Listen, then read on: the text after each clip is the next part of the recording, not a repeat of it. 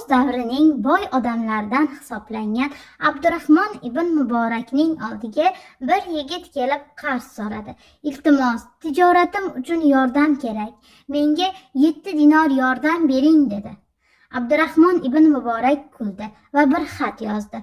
Xatga mana shu bolaga 14 dinor berib yuboring deb yozdi va hisobchiga jo'natdi.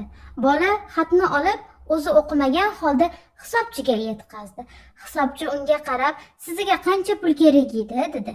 7 dinor dedi bola. "Boring yana bir so'rab keling, bu xat noto'g'ri yozilganga o'xshaydi" dedi.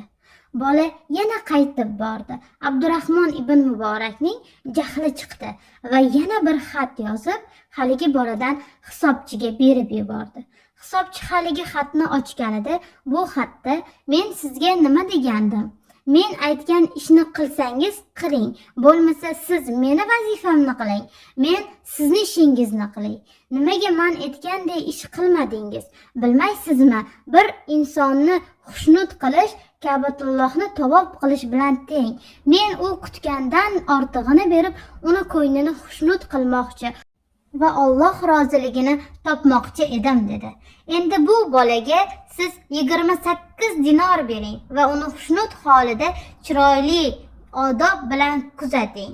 Musulmoncha xulq-u odob qanday bo'lishini ko'rsating dedi Abdurahmon ibn Muborak.